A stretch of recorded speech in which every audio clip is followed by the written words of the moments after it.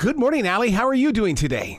Good. How are you? Absolutely fantastic. Now, out here on this side of the flat screen, NBC's The Voice is tonight, and you're right here right now. So it's like, oh my God, what a great day this is. I'm happy to be here. What's the journey been like in the way of, just a few months ago, you were Allie in the real world. Now you're Allie that everybody is Googling. Yeah, that definitely puts it into perspective for me. It feels surreal still. I'm still normal little old me, just doing what I love to do on a big, giant national platform. So it's still taking some time to adjust, that's for sure. But nonetheless, I'm so thankful and grateful and just blessed to be here. I love it when artists are open enough to say, I'm just me. I mean, that was like David Crosby did the same thing. He says, "Guy, I'm just one of the lucky ones." Do you feel that way too? It's just I'm just one of the lucky ones. Oh, absolutely. Yeah, I am definitely one of the lucky ones for sure. And I'm never going to, take it for granted. What is the music genre that you would like to become a part of? Or is it because we live in this modern day generation, you can be a part of any genre and make it work? Yeah. So honestly, if we're going to put a specific genre on me, it would be like maybe R&B kind of pop, or like pop with R&B influence. Yeah. So yeah, but because in this modern day that we're in right now, you're right. We could be anything, and I think right now I'm just gonna do anything that I feel is fun to make when I'm in the studio. We are missing R&B right now. So desperately we're missing it. I some Sade. We need some Anita Baker. That seems to be the big void right now, where we step into that song and we live out from the soul. Yeah. And there are a lot of great artists that are in that genre right now already, but they're not getting that exposure that they deserve. Right. So hopefully that changes soon. Do you feel that now what's going to happen is that your music will grow onto those platforms such as Spotify, iHeartRadio, iTunes, and it's become this gigantic record store, but we can just have your music right there readily available on the streaming platform? Man, just the thought of that is so wild to me, because I've dreamt of this since I was a little kid, that one day that I would hear my song on the radio, or I'll even see my face on a TV screen singing a song that I love to sing. So yeah, to one day hear my own music being played on a giant platform like this, wow, that would be a huge dream come true. But I'm taking it one day at a time. How do you react when you see yourself on television? And the reason why I bring that up is because when I was doing television, I would have to watch it only because I want to know what viewers are seeing and learning how to become better and greater at the process. I used to hide under a pillow. I would sit there with a pillow as if it was like my best friend. What happens to you? Oh man, I'm the same way. It's so weird, but like it's also really cool. And also I'm really thankful because the people that put all these packages together, they do it so well. Yeah. And they make it look like a good person, which is what I'm trying to be. But yeah, it's just so weird, but cool at the same time. Well, you being out there in California, I mean, does it inspire you to want to get into the production side of a show like this? Man, I actually have tried to avoid it for the longest time. Yeah. Only because not because I was, insecure or anything. I was just like, the TV business is not really something I want to get into, or like reality TV.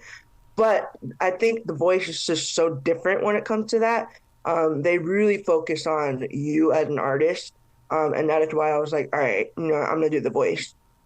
It's so interesting. I love the way you said it. They focus on you being the artist, because on this side, we're focusing in on you, but we're learning lessons about ourselves through you. It's almost like you're a vehicle.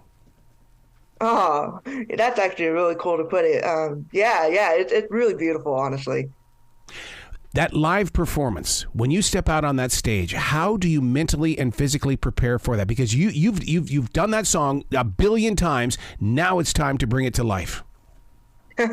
Yeah. So I feel like each artist that's on the show they choose the certain coaches that they do, Hmm. so those coaches can help them prepare for that live performance. So I chose Kelly to focus on me and my voice, not so much my nerves and my stage presence. Which Kelly, she even admitted herself that she cannot coach. So I was like, all right, I don't need that because I know I'm comfortable already Hmm. when it comes to that. And so yeah, so I think that I knew going in, like I love to perform, I love to sing. Whoa, sorry. I love to sing. Yeah, I just feel so comfortable up there now. Obviously during my blind audition, I was very, very nervous because, I haven't worked with Kelly yet, Hmm. so and I didn't know that I was gonna work with her. So yeah, that was very different. But for my battle and with my battle partner too, he made it so much easier too because it was so fun to do it with him. So yeah, it's just all in all, it's a really fun experience, especially going in knowing that I really love to perform on a stage like that. When you do the battle rounds, I mean, you guys are performing at levels that are just of teams. Like it would be like Glenn Fry of the Eagles singing with the rest of the band, Timothy B. Schmidt, or Daryl Hall and John Oates. They had years to form their harmony. You had a week. How do you have a week and sound that great? Oh, thank you. That's so funny that you say the whole like the Hall and Oates thing. That's what a lot of people are comparing us to. I'm like, oh, that's actually a huge honor.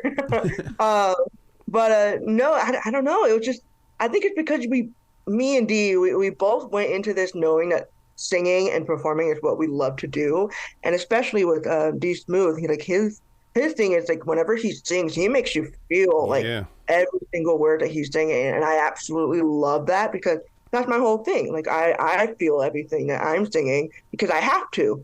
Um, and he doesn't have to, but he wants to, and that's what feels right for him. So Kelly did the perfect pair. I was like, oh, this is great. And he's just an amazing person to work with. And I learned so much from him, and it felt so natural. That's part of the process that we don't get to see is the fact that what led Kelly to bringing this. I mean, they'll share little snippets of it and things like that, but the reaction of you and Dee and how you were able to build it. I mean, that to me, I could spend 3 hours watching you guys try to build it because it's got to sound unique. That's the one thing. You made that song your song. So it's like, okay, well, how did you do it? And it's got to you have struggles, but you've got a lot of victories going on as well. Yeah. It's honestly like I have videos of us, trying to come up with like different parts to work on certain parts and stuff like that. Hopefully, maybe one day I'll post it all. Yeah, honestly, it was not difficult whatsoever because of how good our bond is. Hmm. Just going in, and we have that chemistry on stage, and it just he's like a brother to me now, and it's just Oh. so cool. Yeah, it's so cool to see all that come to fruition on TV, and just like it worked out well in the end.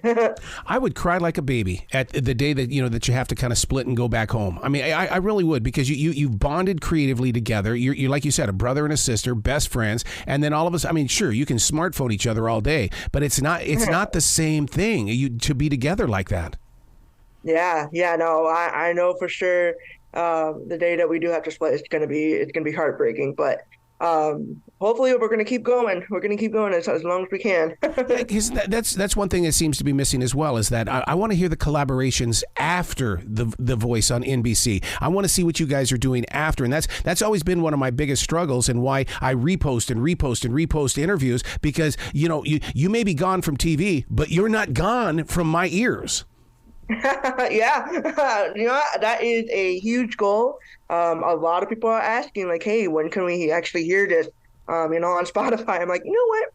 Let me call D right now. We'll cook up something for Yeah. you. I've always got music inside of my head. What's playing inside your heart? Oh man, that is a good question.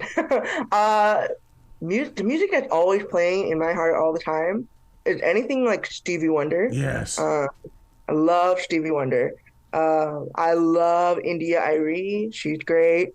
I love Alan Stone, of course. And I think like right now, I'm playing a lot of Tori Kelly. Yeah.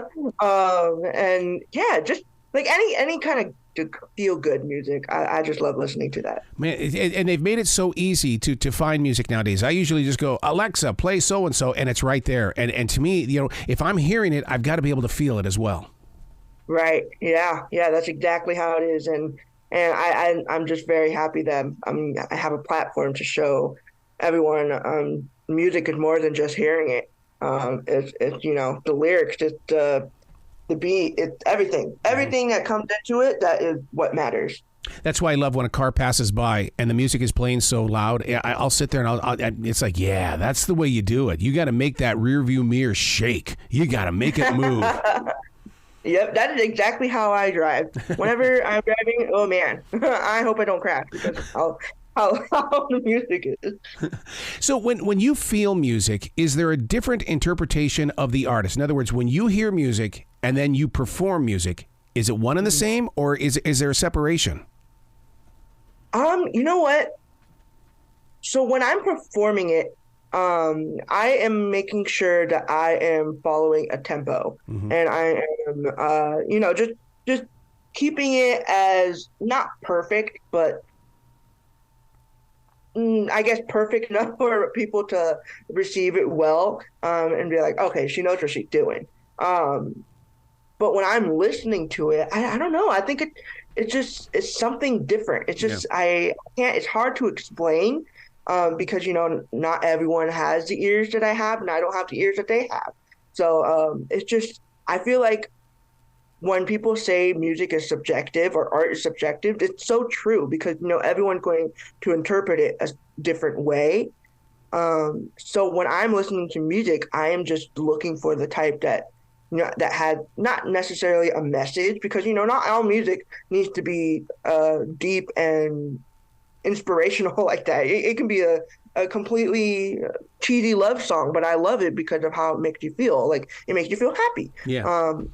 Something like that. But yeah, it's hard to explain because I feel like the way that I'm interpreting music is just based off the feeling of it. And then when I'm on stage, I'm trying to make you feel something out of it. So yeah. Yeah, I wish I would have had earbuds when I was a kid, as close as people, because people today can get so super close to the music being, with those earbuds on. When I was a kid, we had Pioneer speakers, and so it's like, okay, so we had to listen to the full room rather than the closeness of music. When you're singing on that microphone, are you thinking of us? Do you think of us? Oh, absolutely, absolutely. That is my main thing now that I have learned and gained from being on The Voice. Actually, is interacting with your audience is a huge, huge factor into you becoming the best artist that you can be when you're on stage singing any kind of song. Because, if you're trying to convey a message through the song that you're singing, you can't do it with your eyes closed all the time and just staying on spot. You want to look at the crowd. Whenever I'm singing, you'll probably see that I'm always like pointing at one of the coaches, just just to keep them involved. Like I want them to look at me, and feel the message that I'm trying to sing, whether it be a love song, a heartbreak song, anything, any kind of song, doesn't matter.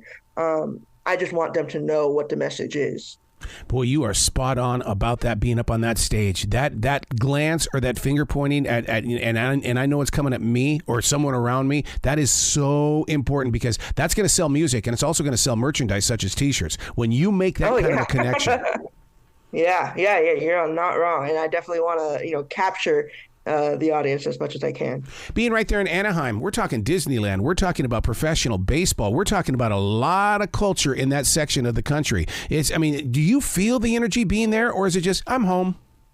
I definitely feel the energy. And I feel like my home is all over Southern California because that is where I grew up.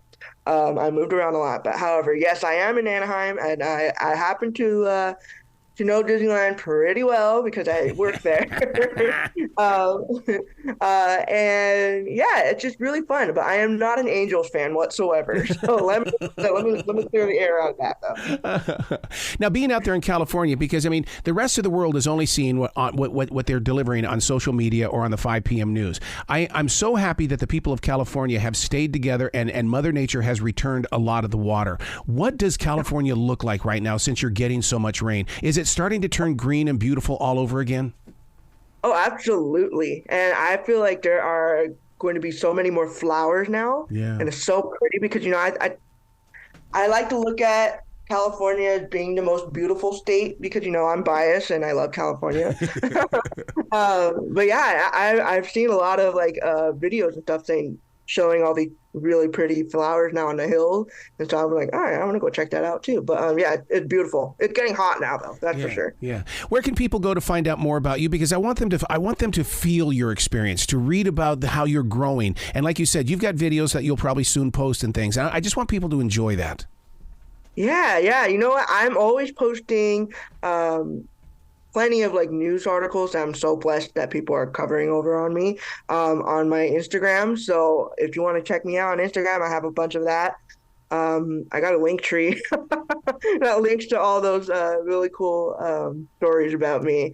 And yeah, and I feel like my story is still in the writing. Yep. So I'll keep sharing as much as I want to or can. Well, my mantra's always been share your story or somebody will write it for you. And it looks like you're sharing your story.